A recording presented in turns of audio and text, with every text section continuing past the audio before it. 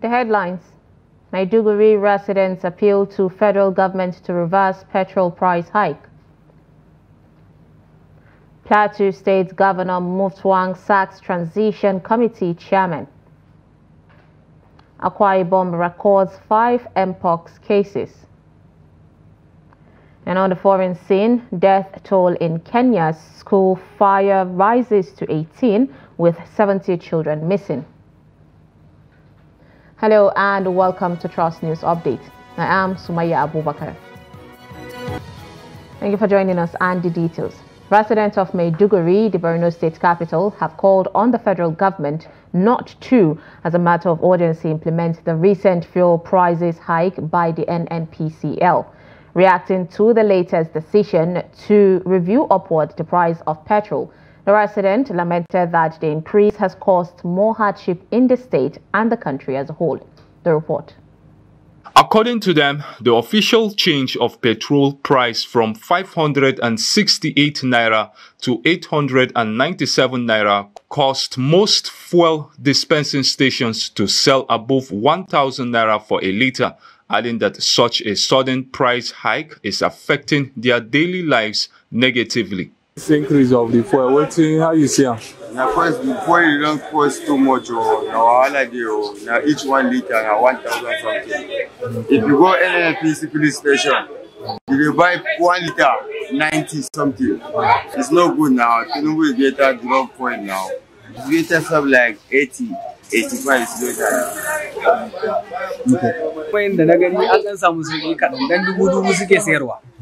This filling station is selling at 1,000 naira. That's why there's a long queue here, as others are selling above 1,100 naira. The NNPC stations are not open, and even when they are, there will be longer queues, and I can't wait that long because it affects my business.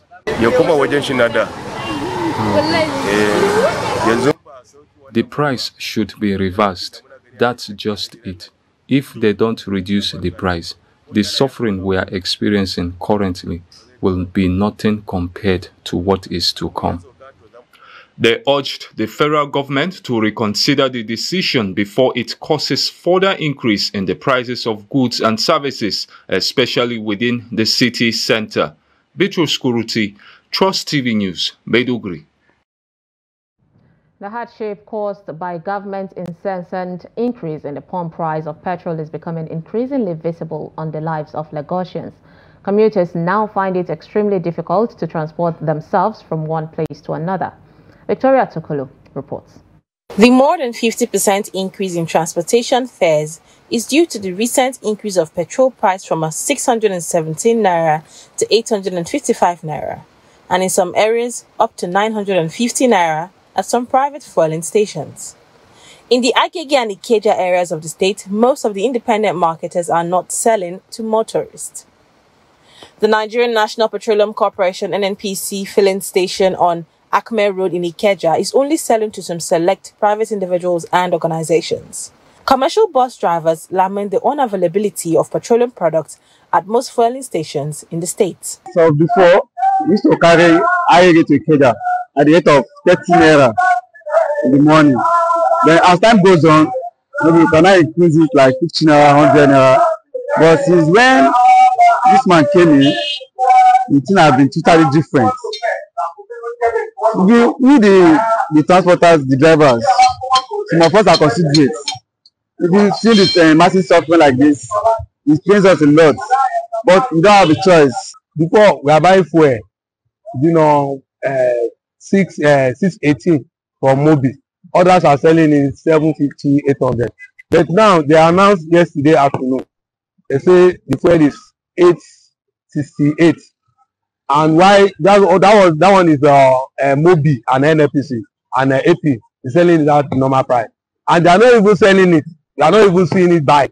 It is unfortunate, highly painful and extremely disappointing that NNPC, which is a private organization, is the one that is still regulating government policy on petrol.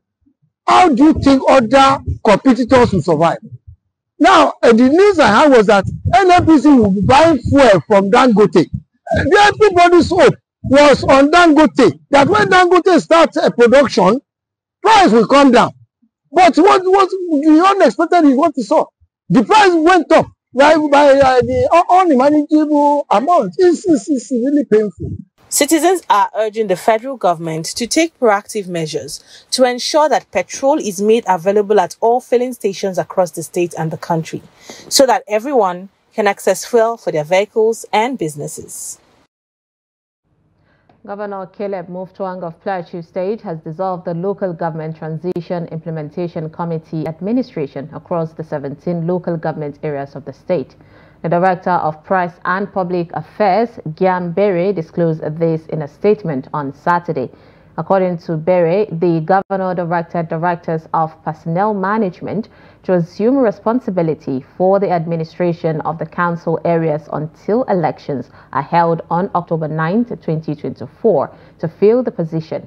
Governor Mutfwang also commended the Transition Committee chairman for their exemplary leadership and dedication to advancing developmental projects that have directed or directly impacted their communities while serving as Transition Implementation Committee chairman.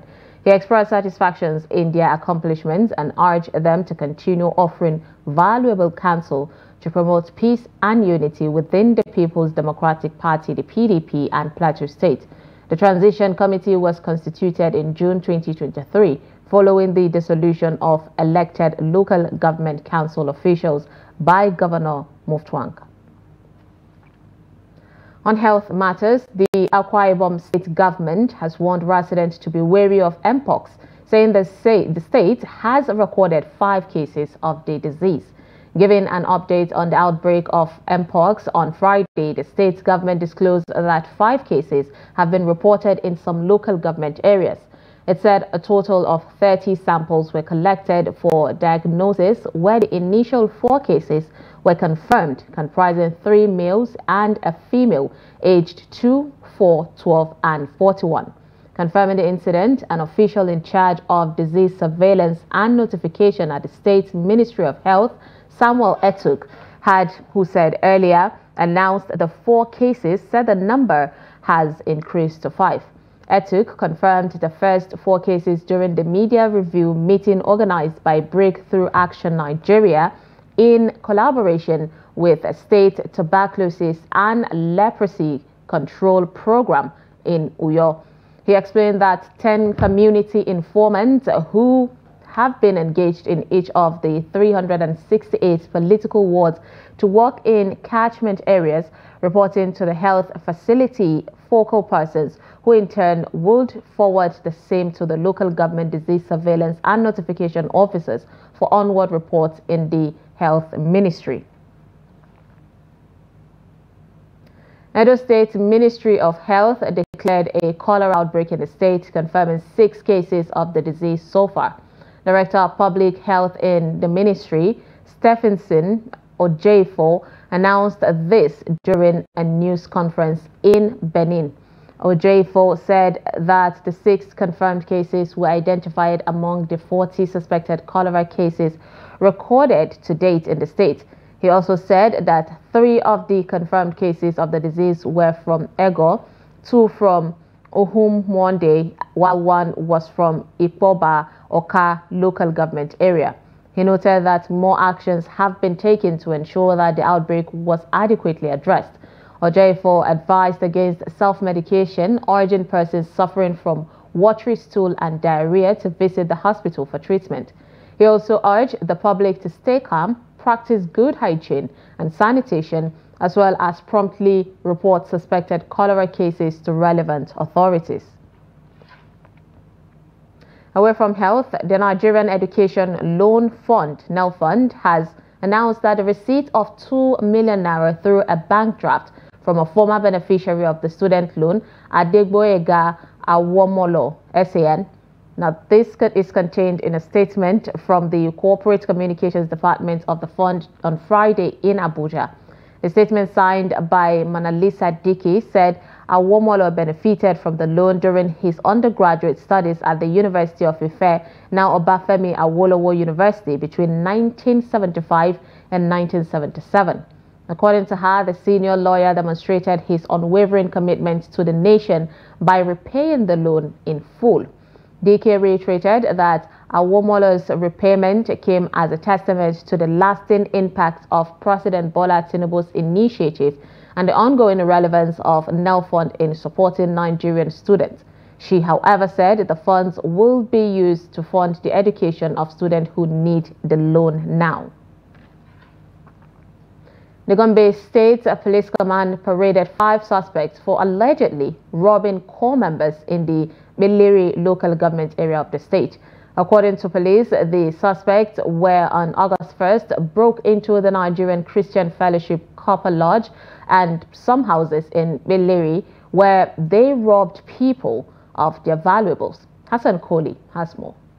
Parading the suspects at the police headquarters on Friday, the command spokesperson ASP Buhari Abdullahi said the suspects were arrested while leaving the crime scene at Billiri. He added that they also confessed to be responsible for another robbery committed on August 27. That on the 1st of September 2024 at about 0400 hours, an information was received through a good Samaritan of Ladun-Kasha quarters of Billiri local government that unknown persons, numbered about 8, armed themselves with cutlasses when and attacked individuals in Nigerian Christian Fellowship Coffers Lodge and some houses at Awai, Gold Coast, Bakin Kaswa, quarters in Billiri local government respectively, and robbed them their valuable items. And the following exhibits were recovered from them.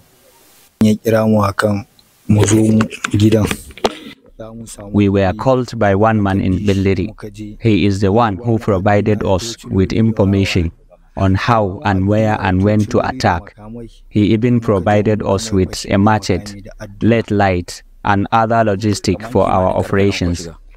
When we went, one of us will boggle, and then we robbed them of valuables, including laptops and smartphones. Unfortunately, we were arrested while looking for a car to transport ourselves back to Gombe. I regret my action and urge fellow youths not to engage in such attitudes. The police also paraded 3 suspects for allegedly being involved in snatching and selling of motorcycles. One of the suspects said he engaged in stealing due to significant low patronage in his mechanic workshop. The UD, the G10, the G10 Suzuki. I stole G10 and UD motorcycles. I usually scout people's houses during the night time. When I set eye on any motorcycle, I will cut it away and sell it. This is the second time I have been involved in such an act. I can say I engaged in this to survive, as there is no patronage at our mechanic workshop. However, I am regretting it, and I hope I will be of good character after this. The police urge the general public to be wary of such criminal elements and should always report them to the nearest police station. From Gombe, Hassan Kohli reporting for Trust TV.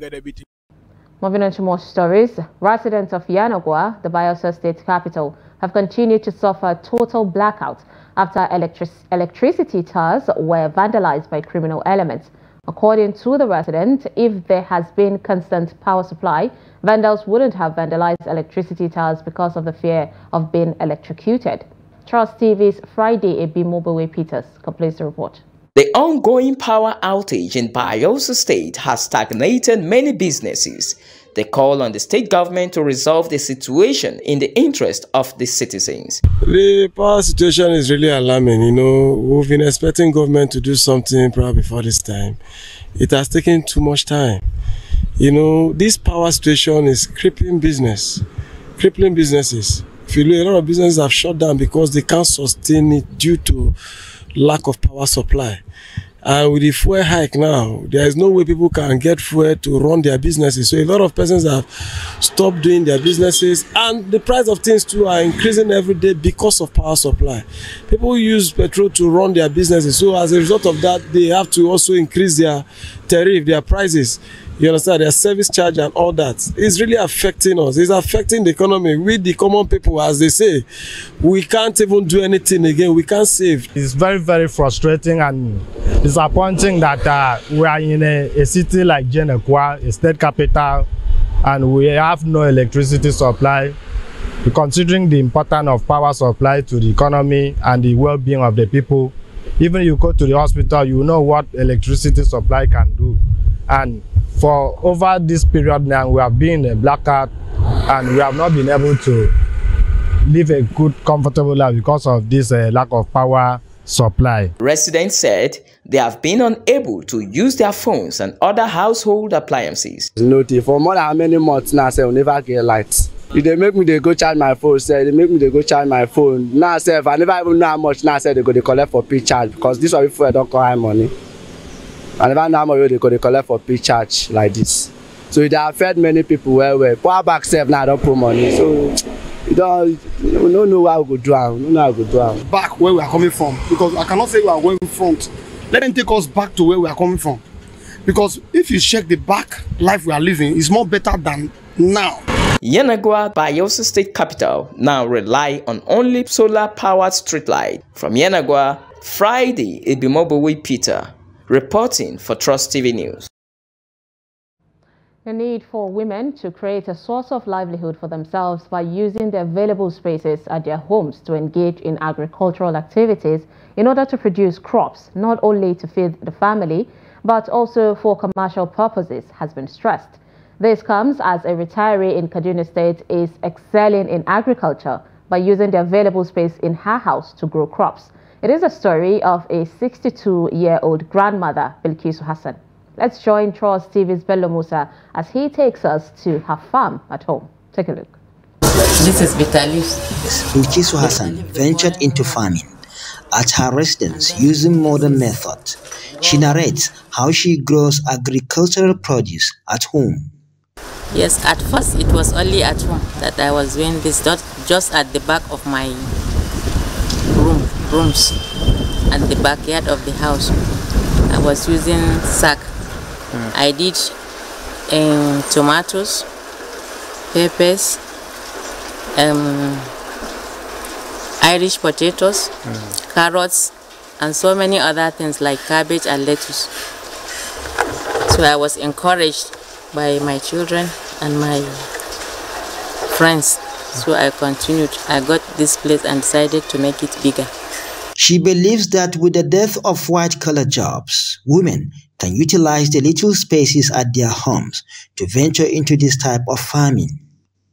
It is difficult to get jobs these days. So once we get a place, even if it is not big, do something that you can sell.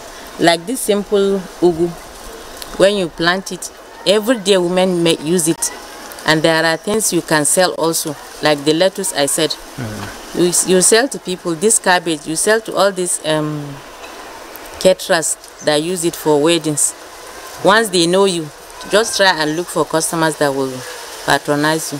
When you plant, even if it is simple things you plant that you can use, like lettuce, after 35 days you can start using it. If it is cucumber, after 40 days you'll start taking it from your backyard. So you don't have to buy all these things, like cabbage, which will take you 3 months to 4 months. You don't have to buy all these things. There is joy in harvesting.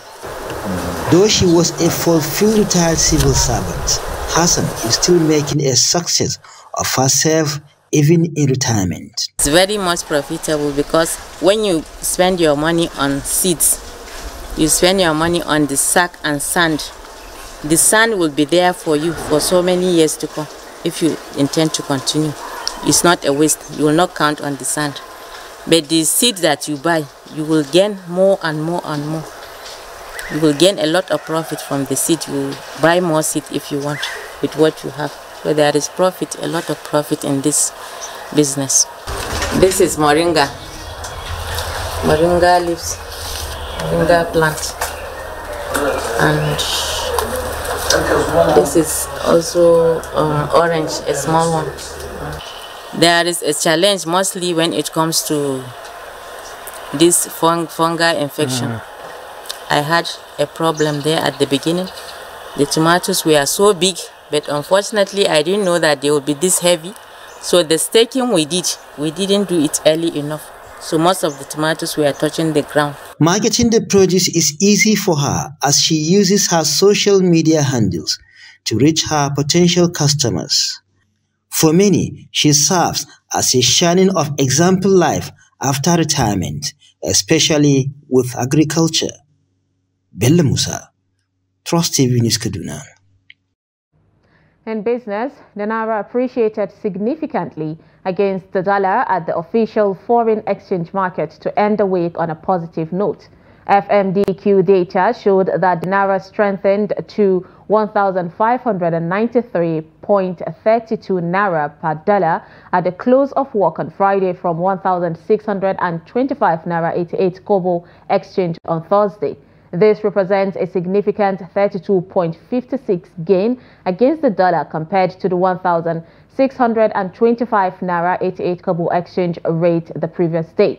Meanwhile, the black market continued its depreciation to close at 1,665 naira per dollar on Friday from 1,660 naira on Thursday. This means that the naira closed with a mixed sentiment on Friday, strengthening at the official market while losing at the black market. On a week-on-week basis, the naira gained 5.24 naira compared to the 1,598 naira 56 kobo at the exchange rate that was exchanged on Friday last week at the official foreign exchange market. Conversely, the naira weakened by 20 naira per dollar on a week-on-week basis compared to the 1,645 naira per dollar exchange rate at the black market last Friday. On the foreign scene, at least 18 children have died and 27 others have been hospitalized after a fire ripped through the dormitory at their primary school in central Kenya overnight on Thursday. Late on Friday, the death toll went up after one student died of injuries at the hospital. Police said the blaze at Hillside Endarasha Academy in Nyeri County broke out just after midnight on Friday. Engulfing the dormitory where more than 150 boys between the ages of 10 and 14 were sleeping. Since most of the school's buildings are made using wooden planks, the fire spread very fast. With at least 70 children unaccounted for, local authorities expect the death toll to rise, although some of them might have gone home with families for the night. Deputy President Rigathi Gachagua has urged community members who may have sheltered some of the children to bring them back so that they can be accounted for. Police spokesperson Rasila Onyango said they have opened investigations into the cause of the fire. President William Ruto has declared 3-day mourning during which flags will be flown at half-staff in honor of the children who died.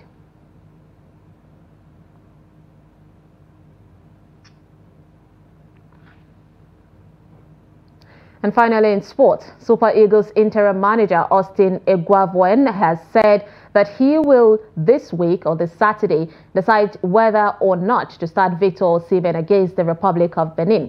Both teams will clash in the 2025 African Cup of Nations, the AFCON qualifier on Saturday evening. The match will hold at the Godswill Akpabio International Stadium, Uyo. Osimhen was the last player to report to the Super Eagles camp.